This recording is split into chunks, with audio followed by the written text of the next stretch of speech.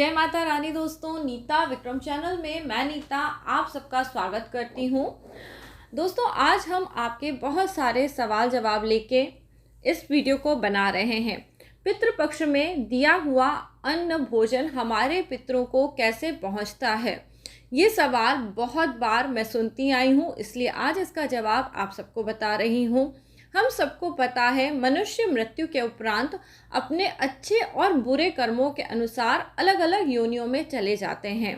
कोई पशु की योनि में जाता है, कोई पक्षी की योनि में, कोई फिर से मनुष्य बनता है, कोई कीट बनता है, कोई वृक्ष बनता है, कोई यक्ष बनता है। तो इस प्रकार अलग अलग योनियों में मनुष्य चले जाते हैं। पर हमारे जो योनियों में अलग अलग प्रकार के देवों के ऊपर पितृ निर्भर करते हैं, वो देव हैं वसु, रुद्र और आदित्य। हिंदू सनातन धर्म में इन्हें छोटे देवों के रूप में पूजा जाता है। वसु, रुद्र और आदित्य जब श्राद्धकर्ता अपनी योग्यता अनुसार कोई भी अन्न अथवा किसी भी वस्तु का दान श्राद्ध में करते हैं, तो वही चीज़ें वो आपके पितरों तक खाद्य पदार्थ के रूप में पहुंचा देते हैं। जैसे यदि आपके पितृ देवताओं के रूप में हैं तो उन्हें ये चीज़ें अमृत की तरह मिलेंगी। यदि आपके पितृ गंधर्व के रूप में हैं तो उनके पास चंदन और गीतादि के रूप में ये वस्तुएं पहुँचेंगी। यदि वह पशु के रूप में हैं तो उन्हें तृण भोजन मिलेगा। सर्प के रूप में होने पे उन्हें वायु के रूप में इसकी प्राप्ति होगी। और यदि वह यक्ष के रूप में है तो प्रेत द्रव्य के रूप में उन्हें यह भोजन मिल जाएगा। राक्षस अथवा प्रेत योनि में होने पे भी हमारे पितरों को जो भोजन चाहिए होता है, उस रूप में यह भोजन उन्हें प्राप्त हो जाता है। और जो लोग मनुष्यों की योनियों में दोबारा आ चुके हैं, उन्हें अन्न और भोजन के रूप में यह सभी चीज़ें मिलने लगती हैं। तो आपके पितृ आपके द्वारा किए हुए श्राद्ध से संतुष्ट होते हैं। सबसे पहले इस बात पे आप सबको ज़रूर विश्वास होना चाहिए। यहाँ पे दूसरा ये सवाल आता है कि हमें श्राद्ध करना ही क्यों चाहिए, इसके करने से क्या होता है। क्योंकि हम देव पूजन करते हैं, ऋषियों और ब्राह्मणों का पूजन तो हमेशा करते ही रहते हैं, फिर हमें श्राद्ध करने से ऐसा क्या होता है। तो दोस्तों, जब हम देवताओं का पूजन करते हैं तो देवता हमारे जीवन में हमारे कर्मों को करने में हमारी मदद करते हैं, हमारे कर्मों का अनुष्ठान या संचालन हमसे कराते हैं। जो हमारे ऋषिगण हैं, उनसे हमें व्यवहारिक ज्ञान की प्राप्ति होती है, जैसे कि शास्त्रों का ज्ञान, व्यवहार का ज्ञान, आत्मा का ज्ञान और हर प्रकार का ज्ञान हमें ऋषि लोगों से प्राप्त होता है। अब जब हम पितरों के विषय में बात करते हैं तो पितरों के अधीन हमारा जो प्राण स्वास्थ्य विभाग है वो आता है। इसलिए श्राद्धादि कृत्यों द्वारा जब हम अपने पितरों को प्रसन्न करते हैं तो उससे हमारा शरीर निरोगी होता है। जीवन में हमें अपने जीवन को चलाने के लिए जिस प्रकार की अच्छी शक्तियों की ज़रूरत होती है, वह सिर्फ हमें हमारे पितर ही दे सकते हैं। आप देखेंगे किसी इंसान के जीवन में यदि बहुत बुरा समय चलता है तो कई बार हमें ये पता पड़ता है कि इसके जीवन में पितृ दोष है। क्यों? क्योंकि यह अपने जीवन में अच्छे काम करने की बुद्धि ही इसके शरीर में नहीं है। यानी आपके शरीर में जो आपकी बुद्धि होती है वो भी आपके पितरों द्वारा आपको प्राप्त होती है। जो लोग बहुत तरक्की करते हैं, अच्छे कार्यों को करते हैं, उन्हें ये अच्छी बुद्धि उनके पितरों की कृपा से ही मिलती है। तो इस बात का ध्यान भी हमें रखना चाहिए। अब हम दोस्तों पितृ किस प्रकार करें जिससे कि वो हमारे ही पितरों को प्राप्त हो। जैसे कि एक व्यक्ति यदि पितरों के लिए तर्पण कर रहा है और उसका कोई नाम है, तो ऐसे बहुत सारे व्यक्ति हैं जिनका एक ही तरह का नाम होता है।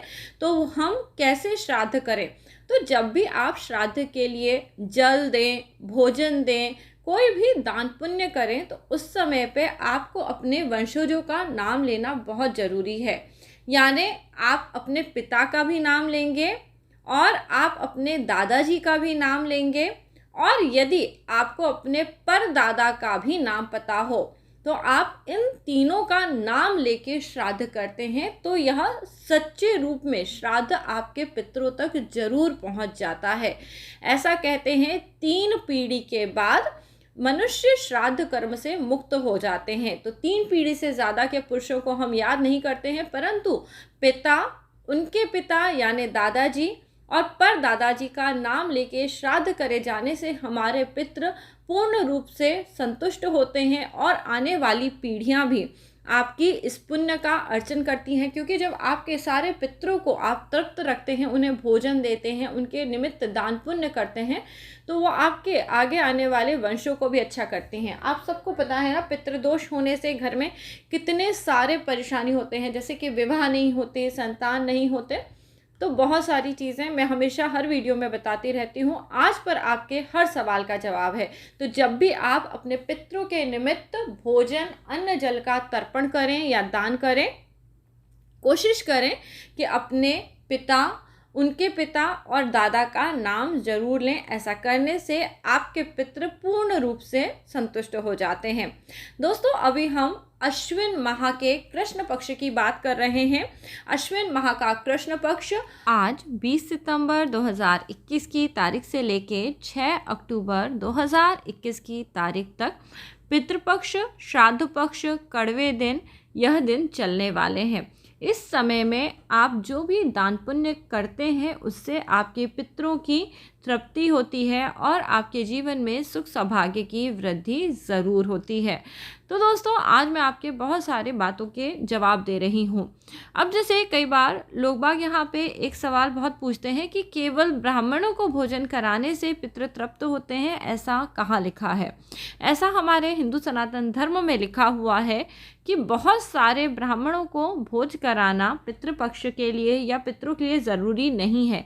केवल एक ही ब्राह्मण जो वेदों का सार ग्रहण करता है, यदि आप उसे भोजन करके तृप्त करा देते हैं तो इससे आपके पितृ तृप्त हो जाते हैं। जिस प्रकार दोस्तों हम देवताओं को तृप्त करने के लिए अग्नि में हव्य डालते हैं, यानी हवन सामग्री डालते हैं और देवता तृप्त होते हैं, उसी प्रकार जब ब्राह्मण भोजन करता है तो उसकी उदर अग्नि यानी पेट में जो अग्नि जलती है, उससे वह जो अन्न है वो सूर्य लोक को पहुंचता है। सूर्य लोक में पहुंचा हुआ ये अन्न आपके पितरों तक पहुंच जाता है। दोस्तों, पितृ सूक्ष्म रूप में हर चीज़ को ग्रहण करते हैं। इसका उदाहरण आपको मैं बहुत ही अच्छे से देती हूँ। जैसे आप फूल देखते हैं, फूल पे से मधुमक्खी पराग इकट्ठा करती है और मधु तैयार कर लेती है, तो उससे फूल की कोई हानि नहीं होती। यानी फूल को खाकर भी मधुमक्खी जिस प्रकार से अपना मधु बना रही है, उससे फूल में कोई विकृति नहीं आती, फूल वैसे का वैसा ही दिखता है। इसी प्रकार श्राद्ध में जो अन्न दिया जाता है या जो भोजन दिया जाता है, उससे भोजन में कोई हानि नहीं आती, वो वैसा ही दिखता है, परंतु उस भोजन के देने से हमारे पितृ तृप्त हो जाते हैं और वो हमारे जीवन में जो कठिन समय है या हमारे जीवन की जो कठिनाइयाँ हैं, उनसे हमें मुक्त कराने लगते हैं।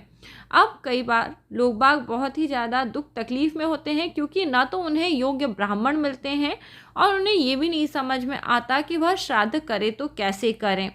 आपसे देखिए, जितना भी जैसे भी श्राद्ध करा जाए आप करें, बस एक बात का ध्यान रखें, आप अपने पितरों के निमित्त जो भी भोजन कराते हैं, उसे कराते वक्त वहाँ पे थोड़े काले तिल जरूर डाल दें, जिससे कि यह भोजन आपके पितरों को अवश्य मिले।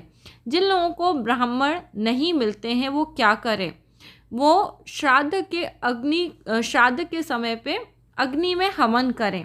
ये मैंने कल के वीडियो में भी आपको बताया था कि अभी ये जो 16 दिन है, इन 16 दिन में हर रोज़ यदि आप गुरु ग्रह के बीज मंत्र का हवन करते हैं, तो इससे आपके पितृ तृप्त हो जाते हैं। गुरु ग्रह का बीज मंत्र है ओम ग्राम ग्रीम ग्रोम सह गुरवे नमः। आप इसे बाद में गूगल करके भी देख सकते हैं कि गुरु ग्रह का बीज मंत्र क्या है। और आप जब ये हवन करें, उस समय पे आप आम की लकड़ी का भी प्रयोग जरूर करें। जो लोग हवन भी नहीं कर सकते, वह गाय को भोजन खिलाएं। गाय अथवा गौ माता को भोजन कराने से आपके पितृ अवश्य तृप्त होते हैं। और इसके अलावा अगर आप गौ माता को भी भोजन नहीं करा सकते, तो आप भोजन को जल में छोड़ दें। जी हाँ दोस्तों, जल में नाना प्रकार के जीव जंतु प्राणी रहते हैं। ये भोजन जब वो ग्रहण करते हैं, तो ऐसा करने से भी आपके पितृ तृप्त हो जाते हैं। कई बार लोग ये कहते हैं, हमारी इतनी स्थिति नहीं है या हमारे पास पैसों की कमी है इसलिए हम भोजन नहीं कर सकते। जो लोग अपनी गरीबी के कारण श्राद्ध नहीं कर पा रहे हैं उन्हें क्या करना चाहिए?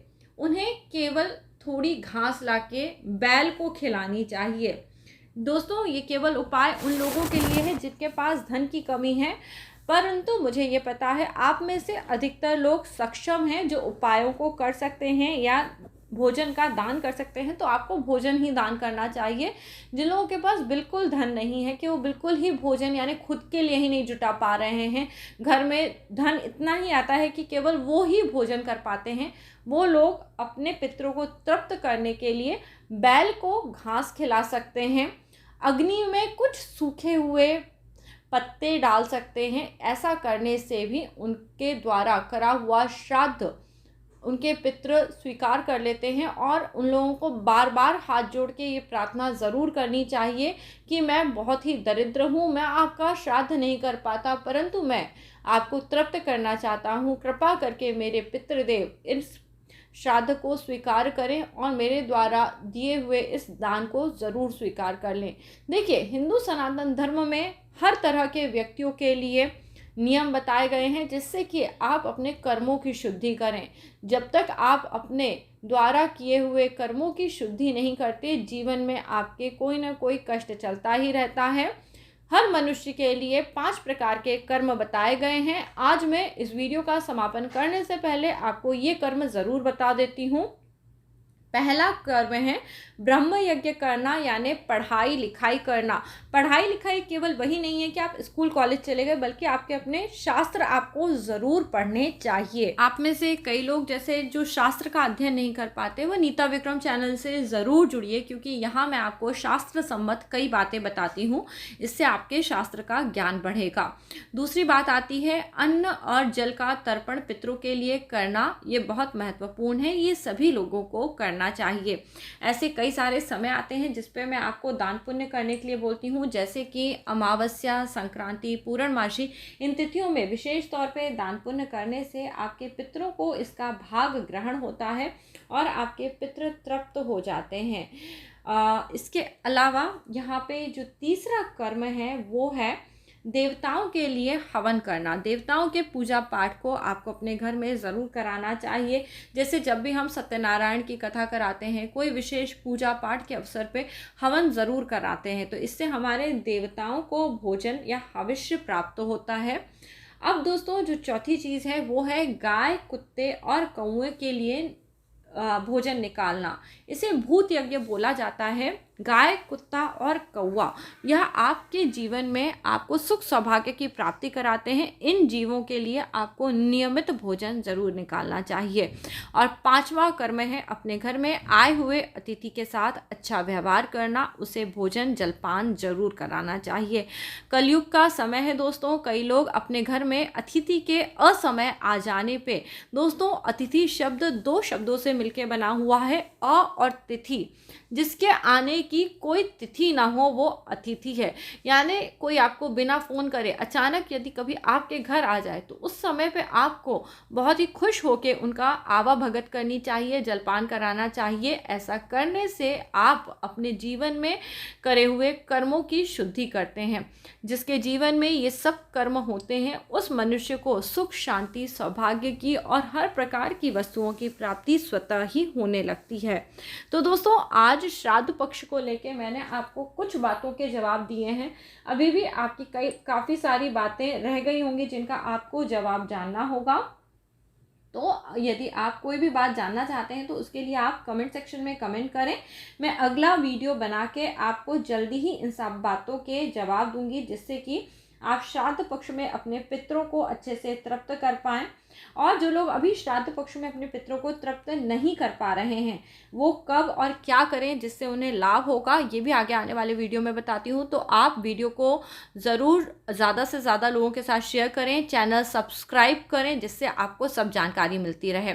अब दोस्तों, आखिरी सूचना जो मैं आपको हमेशा बताती हूँ, ज्योतिषीय परामर्श प्राप्त करने के लिए नीता विक्रम चैनल के व्हाट्सएप नंबर के थ्रू आप अपॉइंटमेंट बुक कर सकते हैं। दोस्तों यहाँ पे केवल आपको ज्योतिषीय परामर्श का ही अपॉइंटमेंट मिलेगा, बाकी और किसी प्रकार के सवाल जवाब का उत्तर यहाँ पे नहीं मिल पाएगा। तो वीडियो के नीचे दिए हुए पहले व्हाट्सएप नंबर पे आपको ज्योतिषीय परामर्श के लिए अपॉइंटमेंट बुकिंग की सुविधा उपलब्ध है। जय माता रानी। दोस्तों अगले वीडियो में आपसे फिर से मिलती हूँ। आप सबके जीवन में आप सुख सौभाग्य को प्राप्त करें, ऐसी कामना फिर से करते हैं। जय माता रानी।